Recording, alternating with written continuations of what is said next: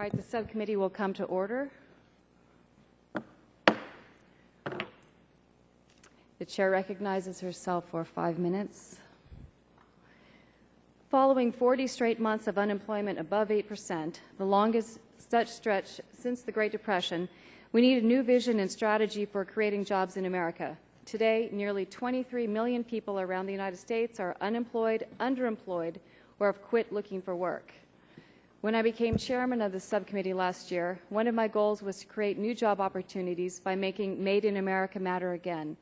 Now we have a chance for that to happen by developing a blueprint for manufacturing which focuses on competitiveness, long-term sustainability, and making certain the U.S. is a logical first choice when it comes to locating or expanding manufacturing. For decades, manufacturing served as the backbone of our economy, only to go into a steep tailspin, losing nearly 6 million American jobs since 2001. Statistics show the manufacturing sector was the hardest hit in terms of job losses during the recession. While manufacturing accounts for just a tenth of our nation's jobs, manufacturing suffered a third of our nation's job losses. We have a chance now to reverse this trend, and I again applaud the hard work of two of our Illinois colleagues, Mr. Kinzinger and Mr. Lipinski, in developing a bipartisan plan for improving manufacturing in the United States. Tomorrow, we will begin considering their legislation. The American Manufacturing Competitiveness Act of 2012, also known as H.R. 5865, calls for 2 presidential reports outlining a strategy for promoting growth, sustainability, and competitiveness in the manufacturing sector. The reports are due in 2014 and 2018. The Act establishes the American Manufacturing Competitiveness Board consisting of 15 members, 5 from the public sector, including 2 governors, and 10 from the private sector. The 5 public appointments are made by the President, while the 10 private sector members are appointed by the House and the Senate. The board would be co-chaired by the Secretary of Commerce and one of the private sector members. The duties of the board are first, to advise the President and ultimately Congress on manufacturing issues, second, conduct a rigorous analysis of the manufacturing sector, and third, develop a national competitiveness strategy which would be made available for public comment and then submitted to the President. The board will then develop and publish for public comment a draft manufacturing strategy based on its analysis and any other information the board determines is appropriate. This strategy will include short-term and long-term goals for improving the competitiveness of U.S. manufacturing as well as recommendations for action. The second bill we will be considering, H.R. 5859, repeals an obsolete provision in the U.S. Code requiring motor vehicle insurance cost reporting. I also want to commend Mr. Harper of Mississippi and Mr. Owens of New York for their bipartisan work on this legislation. Here's the problem. In 1993, NHTSA issued a final rule requiring new car dealers to make available to buyers a booklet containing the latest information on insurance costs.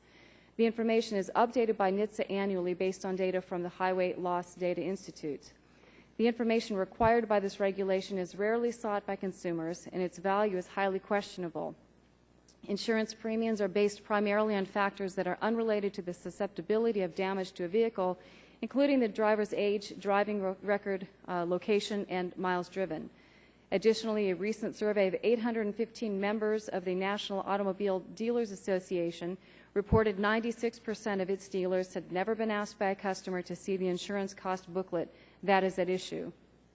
Clearly, this is yet another example of where the cost of a federal regulation outweighs its potential benefit. As a nation, we simply can't keep doing business this way. Both of the bills under consideration are positive economic steps and enjoy bipartisan support. As chairman of the subcommittee, I urge their passage. And the chair now recognizes, I yield back my time, and I recognize the ranking minority member, Mr. Butterfield, for his opening statement.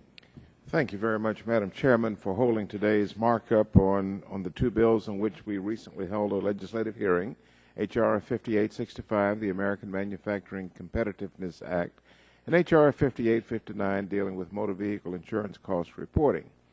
The American Manufacturing Competitiveness Act, sponsored by my colleagues, Mr. Lipinski and Mr.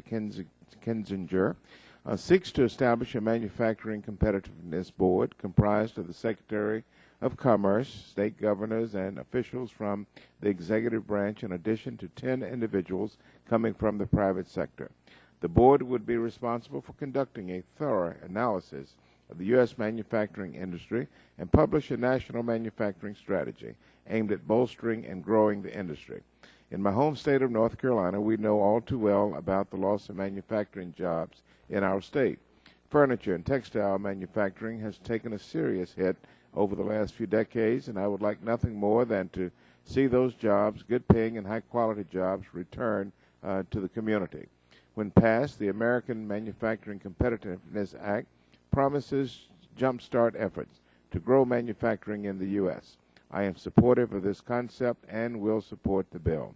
The second legislative item we will consider today is H.R. 5859 that deals with a requirement that car dealers make available to prospective buyers information that compares insurance costs for different vehicles based on damage susceptibility. It was first codified in 1972 with the goal of educating prospective car buyers about the repair costs associated with low-speed collisions. While the information is useful and is available to anyone interested, it must be requested by the customer. Not many people know that this information is even available at no cost. However, that doesn't negate that the information may be extremely helpful to a consumer when shopping for a car. Accidents are just that, and unfortunately they happen with some frequency. Therefore, it would be helpful if consumers could predict repair costs up front. Buying a car is often the second most expensive purchase for an American consumer behind their home. Instead of throwing the baby out with the bathwater, I hope we are able to work together to ensure that consumers are able to glean the greatest amount of information about a car, its anticipated damage susceptibility, and repair costs prior to making the purchase. Tomorrow I plan to offer an amendment to do just that, require NHTSA to go back to the drawing board and figure out what is the best information and what is the best means of disseminating that information. I look forward to having bipartisan support on the amendment. Again, Madam Chairman, I thank you very much, and I yield back. The gentleman yields back, and the chair reminds members that pursuant to the committee rules, all members' opening statements will be made part of the record. Are there further opening statements? The chair recognizes Mr. Stearns for 3 minutes. Thank you, Madam Chair. According to the National Association of Manufacturers, for every $1 invested in manufacturing jobs, $1.35 in additional indirect output goes to our economy. Conversely, each manufacturing job loss equates to 2.3 jobs loss in other jobs. Since 2009, the number of unemployed Americans exceeded the number of Americans employed in the manufacturing sector, and over the last decade we have lost 1/3 of all manufacturing jobs in America. Through a series of hearings we've had on this committee, it's prevalent that a focus on our manufacturing sector will certainly help stabilize our economy and could prove to be a major driver in job creation in this country. Therefore, it is vital in the interest of our economy that a blueprint of how to achieve this goal is considered and implemented. There is good news to keep us on track to bring Americans back to the forefront in manufacturing competitiveness. The U.S. Department of Commerce testified last week at the legislative hearing on this bill that the United States achieved an all-time record of exporting nearly $1.3 trillion in manufactured goods and created nearly 500,000 jobs over the last 2 years. The committee markup of these bills, H.R. 5865 and H.R. 5859, are both welcome to our committee and important. The Manufacturing Competitiveness Act is a strategy that encourages the American government to work smarter and not harder. Specifically, it reduces redundancy in our efforts by identifying recommendations already given that have yet to be acted. This bill also supports an environment that coordinates policies among agencies and departments involved in manufacturing. H.R. 5859 repeals a provision that, according to the National Automobile Dealers Association, 96% of its dealers have never been asked to utilize the insurance cost booklet. The bill's intent is consistent with the goals of Executive Order 1356-3, which is simply to identify the least burdensome tools to achieve regulatory ends and to consider the cost and benefits of these regulations. I want to thank my colleagues for their hard work on these two bills, and also Madam Chairman for the ability for us to mark up both of these bills. Thank you. Gentleman yields back. The chair recognizes Mr. Waxman for 5 minutes. Thank you very much, Madam Chair. Today, the subcommittee will consider two bills. The first bill up today is Mr. Lipinski's H.R. 5865, the American Manufacturing Competitiveness Act of 2012. The purpose of this bill is to require whoever may be serving in the office of the President in each of the next 2 terms to develop a comprehensive manufacturing strategy for this country. And I commend Representative Lipinski on his continued effort to shine a light on this important industrial sector, and I support this measure. America needs a strong manufacturing sector.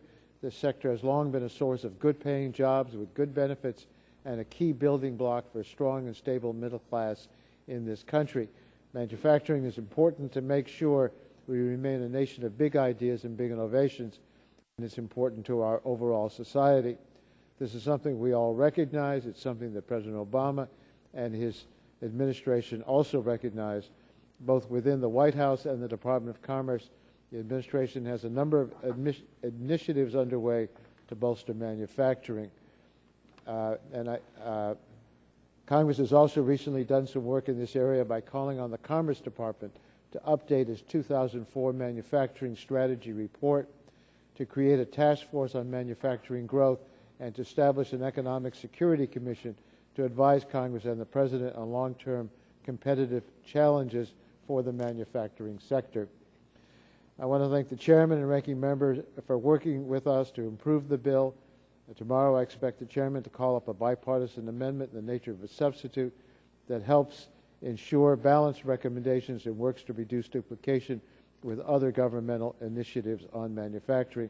And I also want to express my appreciation to the gentleman from Illinois, Mr. Kinzinger, for his very active work on this legislation, and commend him for it. Today we're also considering H.R. 5859, a bill to repeal a little-known provision enacted in 1972 to inform consumers about the costs associated with repairing damage to vehicles involved in minor collisions. This is not about crash worthiness. This is not about passenger safety. This is about low-speed collisions where cars sustain expensive damage. Cars that are easily damaged are more likely to have higher insurance costs. The purpose of the provision that H.R. 5859 would repeal is to give consumers a basis for comparing damageability risk at the point of sale. It was also intended to create an incentive for manufacturers to produce cars which are more resistant to damage and less expensive to repair and service. Questions have been raised about the utility of the cost comparison data as currently presented by NHTSA. It appears that few consumers even know to ask dealers for copies of the cost comparison. I agree that this is a signal that the current law is not working as intended. Madam Chair, I'm not opposed to ending the current mandate that dealers make pamphlets available to consumers, but I don't think we should repeal this mandate without putting in place a better way for consumers to get the information. And I hope we can work together on this issue so we can report a bill that removes the burden from dealers but doesn't leave consumers in the dark. Thank you, and yield back my time. I thank the gentleman, and the Chair now recognizes Mr. Harper for 3 minutes. Thank you, Madam Chair, and I'm proud to be the lead sponsor of H.R. 5859, a one-page bipartisan bill which repeals an obsolete mandate that the National Highway Traffic Safety Administration has said is rarely used and not helpful. Since 1991, the Department of Transportation has annually distributed by mail a document entitled Relative Collision Insurance Cost Information. This information is sent by mail to new vehicle dealers who are required to make the information available to prospective new vehicle customers upon request. NHTSA has spent hundreds of thousands of dollars distributing this booklet over the past 21 years. While this information is of value to insurance actuaries, it has been of little to no use for consumers for what it was primarily intended. Insurance premiums are set through numerous factors that take into account driver characteristics such as age, gender, marital status, and driving record. The geographic area where the vehicle will be driven and how the vehicle will be used is also considered. No brochure produced annually by the federal government can accurately gauge a prospective new car owner's insurance premium cost. A recent survey by the National Automobile Dealers Association confirmed what was expected. Out of 800 new car dealers polled, an overwhelming 96% of the dealers answered that not a single customer has ever asked to see the booklet. I would like to make note that if this regulation is repealed, the data will still be compiled and NHTSA will still have the discretion to provide this information to consumers on their website. Last week, during a legislative hearing on H.R. 5859, we heard from witnesses like Jack Fitzgerald and Congressman Mike Kelly, who have been in the car business all of their lives. Neither they nor their employees had ever been asked for a copy of this booklet. When customers came into a dealership, or when they come into a dealership and ask what their insurance premium will be, they agreed that the best way to get an accurate quote is for them simply to contact their insurance agent. This simple and bipartisan bill, if passed, would show that Congress is serious about efforts to alleviate burdensome and unneeded regulations on businesses across the country. The President states that it is a priority of his administration to identify and eliminate costly, outdated, and unneeded regulations. I say Congress should lead now with H.R. 5859. I would like to thank the chairwoman and this subcommittee for moving H.R. 5859. I'd also like to thank Congressman Bill Owens from New York for his hard work and leadership on this legislation. And with that, I yield back. Thank you very much. The chair now recognizes Mr. Olson for 3 minutes. I thank the chair for holding this markup and also my colleagues for their leadership on this issue. Houston, Texas is home to over 5,000 factories and plants that employ over 200,000 people. We have a large and vibrant manufacturing sector that makes up an important part of our economy. H.R. 5865, the American Manufacturing Competitiveness Act, introduced by Mr. Lipinski and Mr. Kinzinger, will help identify obstacles weighing the manufacturing sector down, and I'm pleased to support it. I'm also supportive of Mr. Harper's bill, H.R. 5859, which repeals an obsolete provision that requires auto dealers to provide consumer insurance rates comparisons of different vehicles based on their crashworthiness. This mandate costs hundreds of thousands of dollars for NHTSA, the National Highway Traffic Safety Administration, to make and distribute these booklets. Neither my wife or I have ever asked to see these booklets. We didn't know they existed, and we've shopped many times for a car. A survey reports that 96% of dealers have never been asked to see this data. I urge my colleagues to join me in supporting the repeal of this requirement to end an outdated and unnecessary mandate. The red tape must continue to be cut across government. I yield back. Thank the gentleman. The chair recognizes Ms. Schakowsky for 3 minutes. Thank you, Madam Chairman. I am glad the subcommittee is holding this markup of the National Manufacturing Competitiveness Act. Building our manufacturing sector has been a major focus of this administration, and the President's team has already started much of the work that this piece of legislation calls for. This Congress support of that effort is critical, and I support the substitute amendment that I think will improve the bill before us. The other bill we are considering is H.R. 5859, which would repeal a requirement that dealers make available to consumers information about insurance costs for cars at the point of sale. I don't support H.R. 5859. Its proponents argue that because consumers don't request the information, then there is no need to make it available. But consumers can't request information that they don't know exists. As I said in the hearing on the bill, we should not be in the habit of eliminating access to information because we do a bad job of publicizing it.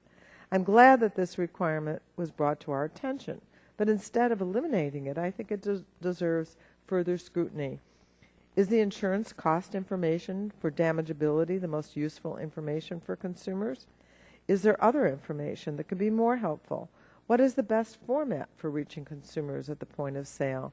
I think all of those questions should be examined before hastily repealing a requirement that provides consumers with information that could be very helpful to them. At a minimum, I hope my colleagues will support the Butterfield Amendment, which asks NHTSA to review those very questions and figure out how we can best serve consumers who are buying cars. I yield back the balance of my time. Thank the gentlelady, and the chair recognizes Mr. Barton for 5 minutes. Thank you, Madam Chairwoman. Today is the 68th anniversary of D-Day. This year, this day in 1944, Allied forces begin the invasion to retake Europe from Nazi Germany. If it hadn't been for the robust manufacturing economy in existence in the United States at that time, that invasion would not have been possible, and the world as we know it today would be a very different place indeed. So I think it's fitting that we're having the opening statements for H.R. 5865, the bill that's been offered by Mr. Kinzinger. It seeks to expand this country's manufacturing capabilities, not to constrain them. We need to be searching for new and innovative manufacturing ideas that increase efficiency and allow us to make more made in the USA products. So, Madam Chairwoman, I stand in strong support of H.R. 5865, and I'm also in support of H.R. 5859, a bill that would repeal an obsolete provision of Title 49. And with that, I look forward to the markup tomorrow. And yield back. I thank the the Chairman Emeritus, and also as a daughter of a B-17 waist gunner in World War II, I appreciate the mention of D-Day today. Chair recognizes Mr. Kinzinger for 3 minutes. Well, thank you, Chairman Bono Mack, for your swift action, frankly, in bringing the National Manufacturing Competitiveness Act of 2012 to markup. I want to thank my Illinois colleague, Mr. Lipinski, for his sponsorship of the legislation and his work on behalf of manufacturing and American competitiveness. And I also want to thank the countless number of staff who worked very hard to find the right bipartisan tone in this piece of legislation. Tomorrow, I'll offer an amendment in the nature of a substitute that will incorporate these bipartisan changes that were made from members of this committee. I want to thank Mr. Butterfield and his staff, along with Mr. McKinley, Mr. Guthrie, and Mr. Pompeo, for the suggestions they have offered to make this bill even better. In the last 2 decades, we've seen a steady decline in America's share of global manufacturing activity. This is due in part to increased competitiveness from emerging economies. It's also the lack of a coherent policy that would foster a competitive environment for manufacturers. This bill would build consensus between the executive and legislative branches in formulating policies that will create this competitive environment. Through the creation of the American Manufacturing Competitiveness Board, a manufacturing strategy will be developed for approval by the President and by Congress. The board will consist of 5 members of the public sector and 10 members of the private sector, a very important piece of this. The Secretary of Commerce will co-chair the board along with the member of the private sector. The board will create a strategy to promote growth, sustainability, and competitiveness in the nation's manufacturing sector to create well-paid, stable jobs, enable innovation and investment, and, just as importantly, support national security. The President will be required to submit the strategy to Congress no later than June 1st of the 2nd year of the President's term, and the board will terminate 60 days after the strategy is submitted to Congress. This strategy will build upon the work of government and non-governmental organizations to build consensus on actions that should be taken by the President and Congress to support manufacturing competitiveness in the United States. We're on the verge of a new manufacturing renaissance in this country. Let's ensure we're doing everything to maintain that throughout the 21st century. Again, I thank the chairman for bringing this up, and I yield back. I thank the gentleman and thank him for his hard work in this, and especially on a bipartisan product. So the chair calls up H.R. 5865 and asks the clerk to report. H.R. 5865, to promote the growth and competitiveness of American manufacturing. Without objection, the first reading of the bill is dispensed with, and the bill will be open for amendment at any point. So ordered. For the information of members, we are now on H.R. 5865. The subcommittee will reconvene at 9 a.m. tomorrow morning. I remind members that the chair will give priority recognition to amendments offered on a bipartisan basis. I look forward to seeing you, Mr. Butterfield, and all you staff and excited crowd out there. Look forward to seeing you all tomorrow morning. So without objection, the subcommittee stands in recess.